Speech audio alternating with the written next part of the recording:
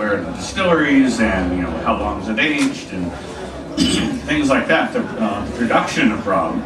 But there's a whole other world, as I discovered when I first started studying rum and really trying to understand things, and it's opened my eyes to just so much more to the world of rum, and actually other spirits as well, but rum is my passion.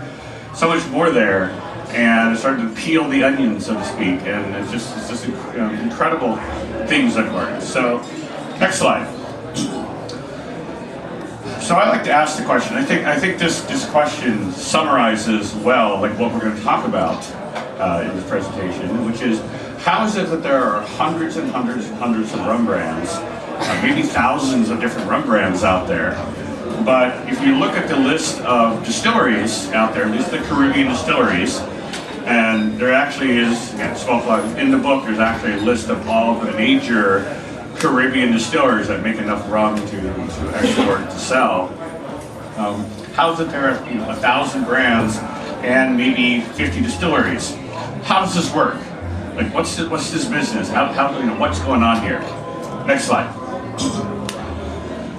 And I like to think of it is that this is the rum world that gets portrayed. When you look at a brand, they'll show you pretty images, which are true. I mean, there are people who are out there in the fields cutting cane. There's fairly go for that.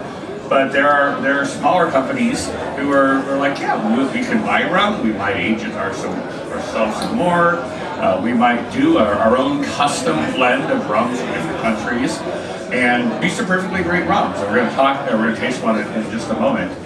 But sometimes it's cities that are a building in a city where totes of bulk rum arrive, and they may continue to age it themselves. They may simply blend it themselves. They may simply put that in a bottle and sell it.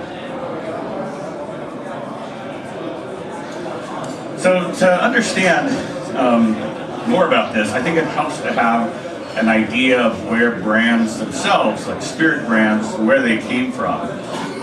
And I like to use the sort of the parallel universe of Scotch whiskey to help sort of like show how that works, and I think people understand this pretty well, and sort of set the stage for how the rum industry and how rum brands have evolved. So in Scotch whiskey, in the early days, when they were first making it, late 1600s, early 1700s, Scotch whiskey was entirely, basically, it was a commodity in the same way that you don't necessarily know who made your sugar or who makes your mustard, for example. Somebody makes it somewhere and you buy a brand, but you don't actually know who made that, what factory that was made in. This is the way the Scotch whiskey distilleries were. They were all small, fairly small in size. They were buying local barley. They were making, whiskey, as much whiskey as they could. They were selling it to blenders. And the blenders, for example, like Johnny Walker, Dewars, Ballantyne's, Chivas Regal, they were not selling, their distillery brand. They were selling to somebody else, in commodity, and then somebody else was taking that Scotch whiskey, blending it, and creating house brands. And here's an example of some of the early single malt Scotch whiskey brands, like Dewars, Johnny Walker. The brands were focused upon the people selling the whiskey to the customer. They were selling an idea of a consistent blend, a particularly unique blend, and we didn't really see today's world, single malt Scotch whiskey is a really big deal. There's tons of money in single malt Scotch whiskey. And we think about brands like Lefroy and Lagavulin and Buccellati and brands like that. But that whole idea of single malt Scotch whiskey, the concept we understand today, did not really come about until the mid-1960s. It was actually pretty revolutionary at the time. And we see a similar story in the story of rum.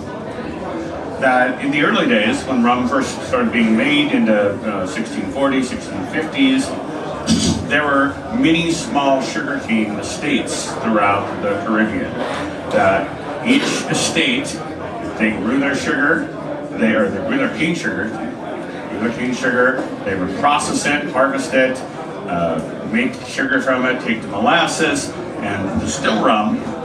And they all typically had like one or two small stills, but they were essentially only as big as the amount of sugar they had.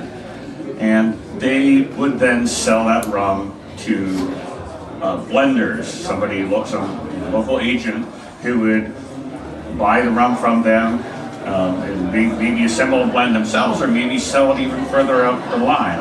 Like the rum might pass through many hands before it got to the consumer. It's important to realize, look at this early brand history, that sugar was always the dominant economic factor here. It was always about how much sugar can we make. That's where they perceived the value of. And that rum itself was like, hey, there's this little extra bonus money we get here. And they would sort of attribute, like an estate that would grow cane and make rum, make molasses and like sugar. All the profit was assigned to the sugar, and it was like, oh, the molasses and the rum you make happens to basically cover the expenses. So rum was always sort of a secondary thing to the actual sugar production in those early days. We don't really start seeing the move away from that model, which went for probably 200 years, from around 1650 to 1850. We don't really sort of move away towards that model of small estates doing their rum and selling it as a commodity product until the mid-1850s. We started seeing centralization. We see basically, let's have one bigger factory for sugar processing that can process from multiple estates. Make a bigger distillery with bigger stills that can distill more rum. But even there, even in that point, even though there was this definite shift in the industry, but it was still, we didn't have the notion of what we have today of an Appleton estate rum. So some of the early rum blenders that you may have heard of, these are I've been doing some historical rum research, and some early blenders that are sort of akin to what I mentioned before, like Dewar's and Johnny Walker, some of those early rum blenders that were buying rum from multiple sources, including Henry White, which had Red Heart rum. This may be one of the very earliest rum brands that I've actually seen. It was around 1879. I think they put out Red Heart rum. And before that, it was typically you would buy it from a merchant. It was whoever your local merchant was, they would just say, "It's my rum." But Red Heart was one of the earliest sort of consistent brands out there. Then of course we have Lemonheart, Alfred Lamb, which today we know of as Lamb's Navy rum, Fred L. Myers, which operated out of Jamaica. These other ones, Henry White, Lemonheart, Alfred Lamb, were actually bringing the rum into England from multiple sources, blending it together, and selling it as their brand. And in Jamaica, we actually see Fred L. Myers, now we know this Myers rum today, and then J. Ray and Nephew. J. Ray and Nephew did not always own distilleries. They were merchants and buying rum for many years. It wasn't until, I think, the early 1920s that they bought Appleton Estate. So you can sort of see there's these parallels between Scotch whiskey and rum in the early days, up until around the 1900s, it was not Appleton Estate rum, Mount Gay rum, Foursquare rum. That's a relatively modern idea. And when we do see distillery-driven brands, I would call an original producer, they actually predate some of these slides, but some of the very earliest ones that you can find, for example, is an Appleton Estate ad. It's a J. Ray and Nephew rum, but it's specifically labeled Appleton Estate. We're citing this distillery as that mark of quality. Likewise, Mount Gay. It's an interesting story about Mount Gay, by the way, it's going off topic here. If you look at the Mount Gay brand history, it actually says 1911. The Mount Gay brand was established in 1911. But in the Barbados records, we did not actually see Aubrey Ward purchasing Mount Gay until 1918. So there's some interesting history there, that questions there that I've yet to figure out. But nonetheless, early 1900s, you see Appleton, Mount Gay, and of course Bacardi was one of the earliest ones, Bacardi family, but they're marketing the Bacardi Distillery rum. Today, of course, when we look at the premium rum market, we see brands, for example, like Don Q, which is made by Sorales Distillery, Worthy Park in Jamaica, Rum Jam in Martinique, Chairman's Reserve out of St. Lucia, Apples of the State, of course. Today, these are, when we think of like premium rum brands, they're more often than not, this distillery makes this rum. I can see the story from when it's made to when it's sold, and we don't really see a whole lot of premium rums, premium rums that are actually blends from multiple places. However, I don't know if that would be a good time to bring out our sample rum. Get that started. There's distillery-driven brands today, and then we also have. So I think it's important to note we also see some brands which are not the original producer brands, but they actually are in explicit partnerships with the distillery. So their brand will source their rum from one distillery, they'll tell you about the distillery, they will say, oh, we don't make this, but we're partners with it. So for example, the Real McCoy rum is in a partnership with the Foursquare Distillery. The Avoir Cachaça brand is in a partnership with a distillery called Cachaça de Quinta. Is their the actual distillery name is Far Lager, but that's their own brand of that. And of course, Caña Brava will tell you we buy our rum from the Pilsa Distillery. There's many more, but that's just an example. So we actually have original producer brands, we have partner brands, and then we have non-distillery brands. These are brands that don't actually tell you about a distillery. They're sold based upon their reputation. So, for example, Smith and Cross is a Jamaican rum. We don't tell you exactly what distillery is from. People think they know what distillery is from, but odds are they're wrong. And it's actually not from one single distillery. Myers Original Rum, blend of rums. Presumably mostly Jamaican. There's rumors out that some of it is actually Canadian whiskey or Canadian spirit blended in. Plantation 3 Stars is, of course, Jamaica, Barbados, Trinidad rum. Gosling's Bermuda rum, but go to Bermuda, there's no Gosling distillery that I've ever heard of. And of course, recently came out the Blacktop rum, which is again here's our samples. So of course, and then there's Blacktop rum, which is again a blend of rums from multiple sources.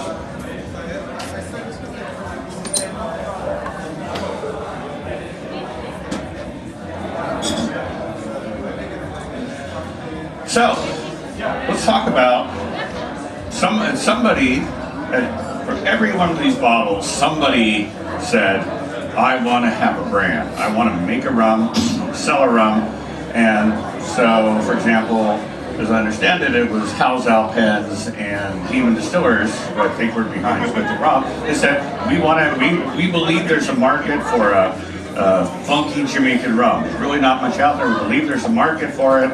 We want to make a brand. Well, now what? We don't own a distillery. Same thing with all of these brands. At some point, somebody said, we want a brand, we don't know the story. What do we do? Turns out that it's not terribly hard to buy rum in bulk. And there are multiple ways that you can buy rum. There are multiple ways you can source rum. Now, if you've got lots of money and you believe that you can sell a whole lot of rum, then you can go to a distillery and you can buy large quantity of rum. Typically, the minimum order, as I understand it, distillery will want to order, or distillery won't want to sell you anything less than an entire, an ISO container, or big tanks, 25,000 liters at a time. And that's a lot of rum. And so, most brands, those brands that have this idea, we want to make a custom rum blend, can't afford to buy and or store 25,000 liters of rum.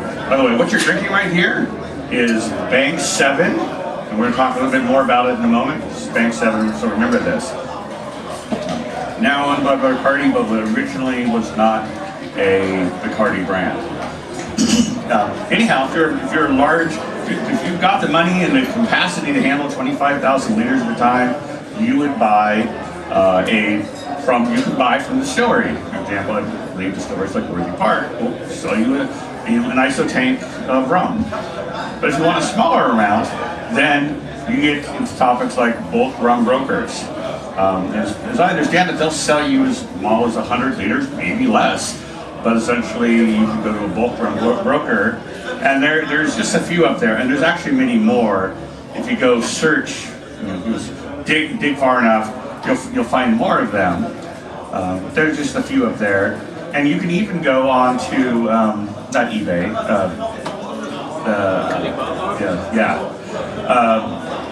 And you can literally just go on online and like, oh, I would like to buy 1,000 liters of dark rum in bulk, 70% ABV. Who made it? We don't know. How long is it aged? We don't know. Is it aged? We don't know.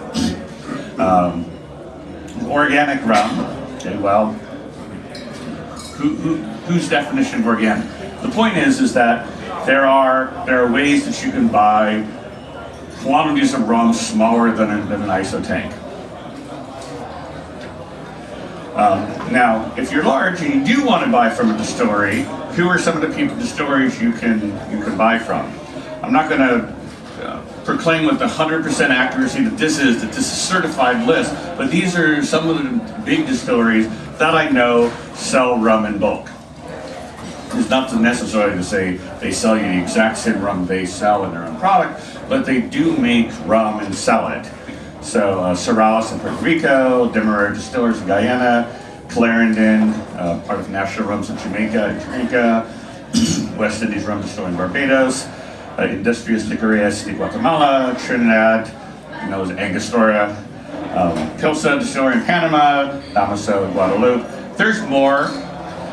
It's an important point to note is some of these distilleries will take some amount of flack, like, oh, they're just a big multi-column distillery and all they make is neutral alcohol. And having been to a few of them, that doesn't seem to be completely true.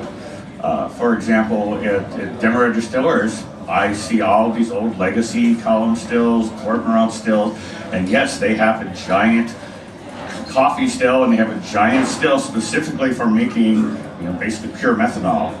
But it doesn't mean, just because you have this equipment doesn't mean that you're using it to, just sort of like high-end equipment that makes pure alcohol. Doesn't mean you're using that's what you're selling. It turns out that there is a market, for example, for pure ethanol, and a lot of the infrastructure of a distillery, things like the fermentation vats and the storage tanks and all that kind of stuff, it can be used for multiple things. You can profitably make rum, make a good rum, and you can make ethanol at the same facility.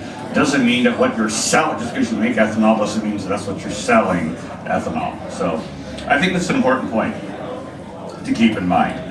You said they see a still like that and they go, oh, it's all neutral, tasteless rum. No, you haven't seen all the other stills. So assuming you get your want to build your own brand, there are was actually kind of interested in this. There's a company called Ultra Pure, for example, who will sell you a U.S. Virgin Islands rum base at seems like a pretty good price.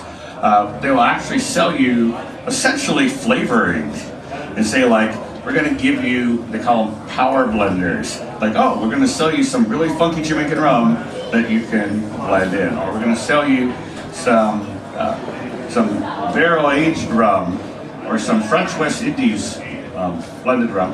I'm not sure how Guyana is a French West Indies country, but that's not my problem. The point is you could actually say, go to them and say, I'd like to buy this much of like essentially very light neutral rum, and purchase some amount of these basically like almost like rum flavor packs, put them together and build a rum. You could blend your own rums sourcing the different components like that.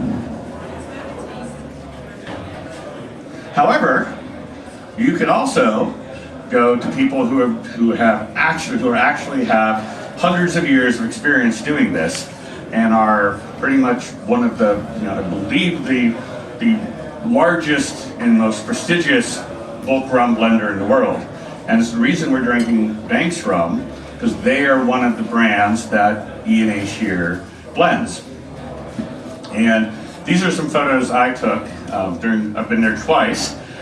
This is in their main sort of blending room. They don't actually wander among the vat, the big ISO tanks and blend from there. They actually have small samples of all the different rums that they have. They have small samples that they have at their nice office in Amsterdam. So they will work from small samples and nose the rums and blend it that way. And then this is a couple pictures of their warehouse there. I particularly love, these are incredibly photogenic. Some of the older essentially neutral wood casks. I forget the technical term for it. It's in an article I wrote about them. But then they have rum in giant, I think those are like 30,000 or 60,000 liter tanks. They have a phenomenal amount of rum in there.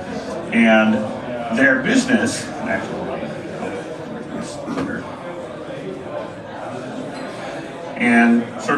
I'll try to tell you a little bit about them. And Carson, who runs E&A Shear, is over there, so he'll tell me if I get anything wrong. Founded in 1763. Originally, they were a trading company, like many merchants who owned ships, and they would trade in all sorts of projects, or all sorts of products. Over the years, especially I think towards the late 1800s, their business began focusing more and more on rum and Batavia rock and things like that. In fact, today I believe they are like pretty much the only real main source of Batavia rock. It's from Indonesia. If you want that, they're pretty much the only source that you can. Okay, I want Batavia rock. You're going to go to E&A Shear. But one of the things about them is they do a custom blend for every client. Like you want to do a rum brand, you go talk with them. They work with you to figure out, okay, what is it you're looking for?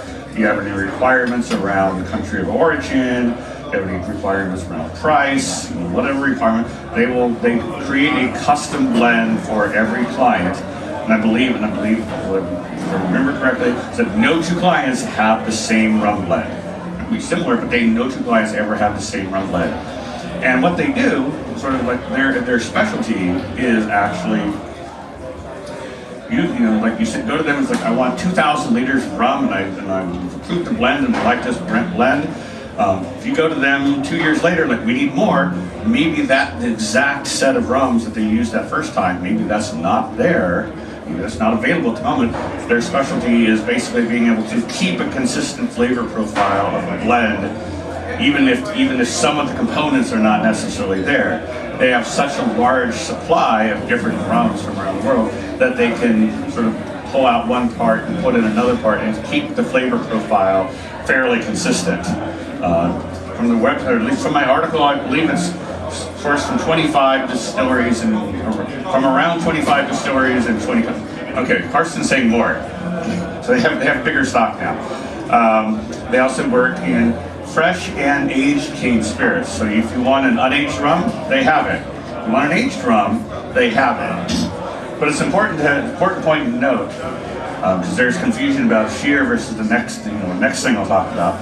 It's an important point that they don't age on site. So if they get an aged rum in, they're not putting it into a cask, and if they sell it 3 years later, they don't add 3 years to the age of that rum.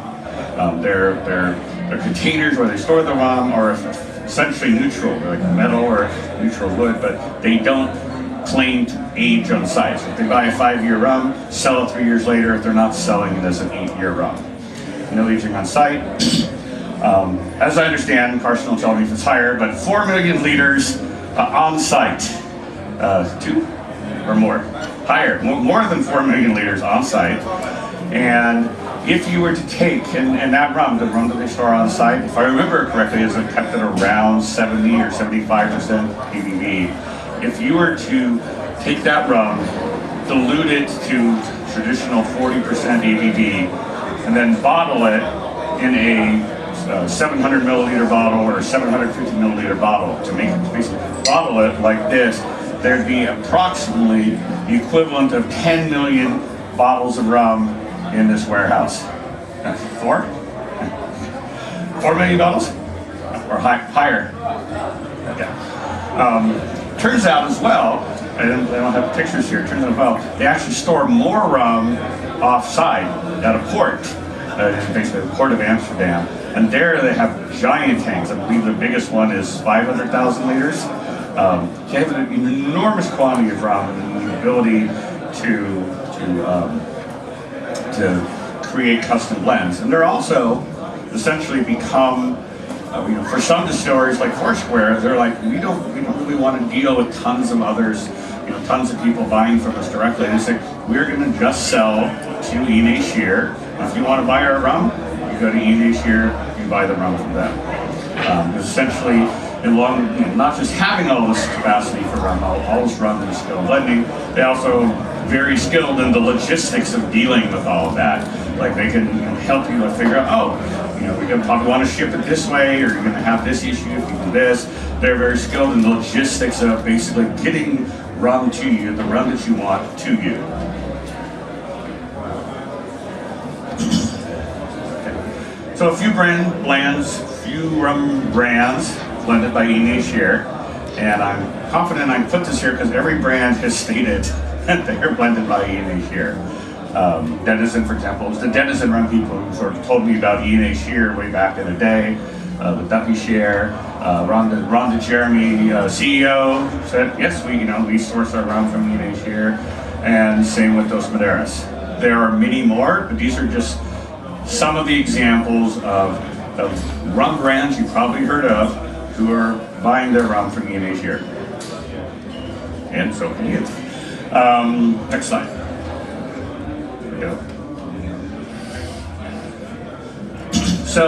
So far, what we've talked about is sort of mainstream big bottles, Duffy Share, Banks rum. There's also, in the rum world, in particular as of late, we have this notion of independent bottlers. And I keep those as concepts distinct. From my perspective, there are actually 3 types of rums. There are original producer rums, Appleton Estate, Mount Gay, Foursquare. We make the rum, we sell the rum under our name. There are private labels or merchant bottlers, that's things like this, where we're selling somebody else's rum. And then the third category is what I call an independent bottler. And the key difference between these guys who are selling rum they bought from somebody else versus these guys who are selling rum they bought from somebody else, the independent bottlers typically buy their rum in a much smaller quantity. They buy in terms of cask, not big ISO tanks. And usually they're very good about specifying what distillery and what vintage it was. So you're basically buying a particular rum. So for example, this bottle of Kill Devil rum, Kill Devil is an independent bottler in Scotland. This Kill Devil rum they're going to tell you we have bottled 303 bottles of Money Musk rum distilled in 2007 and aged for 9 years. So your independent bottlers, I think I have some samples up here. So independent bottlers are things like Kill Devil, Bellier is a very well-known one. There's lots of independent bottlers out there. 1423 upstairs has a lot of things. The idea is they're selling, it's primarily for the enthusiast market, but they're selling you a specific expression. They're not selling you, this is our Banks rum, which we are guaranteed will always taste the same from batch to batch to batch. They're selling you a specific expression. Now, the question is, where do these independent bottlers get their rum from? The answer is they can get it from many places. They might trade with each other. They may have been lucky and been able to wander around the distilleries and say, oh, we'd like that cask and that cask. That has happened, as I'm told. So there are many possible ways that they can get their cask of rum. However, turns out quite a few of them buy from a company called the Main Rum Company in Liverpool. I was extremely lucky to be able to visit the Main Rum Company a few years ago. It's in I think it's an 1830s era warehouse in the port of Liverpool, like right near the docks there. And you can see it's incredibly photogenic in like a very old sort of Victorian era kind of way of the Main Rum Company. And some key facts about that. The Main Rum Company is essentially owned by E&A Shear. So essentially E&A Shear is like one-stop shopping. You want bulk rum for a brand like this, you can buy from them. You want cask of rum, you can buy from Main Rum, which is part of E&A Shear. Warehouse near Liverpool docks. All their rum is stored in cask. That's the key difference. So Shear in Amsterdam keeps their rums in like big tanks, neutral vessels, doesn't do any aging, whereas Main Rum Company, no matter what form the rum comes in, even if it came in a tank, it's going to go in a cask and is going to reside in this warehouse there, and it will be aging. And so if rum, an unaged rum that might come into Main Rum Company, they put it in a cask or leave it in a cask and then let it age for 15 years, they will sell you that rum as a 15-year aged. Important to note that would be what we like to call continental aging. So it's not 15 years on the Caribbean, it's 15 years on the continent. But unlike Amsterdam, E&A Shear, the Main Rum Company, their rum continues to age, so they will sell you a 15-year rum if it's been in their warehouse for 15 years, or if it was a 5-year rum that aged for 10 years. They have many thousands of casks. Now, it's not to say how many, I don't actually know how many, but they have a very large selection of casks from many distilleries. And they sell the rum in units of cask. Like, you're not gonna, you can't go to them and say, like, I'd like 100 liters. It's like, no, you buy a cask. You talk with them, you look at the available inventory, what they have. And, you say, you want that one, or you want these 5? They'll sell you those casks.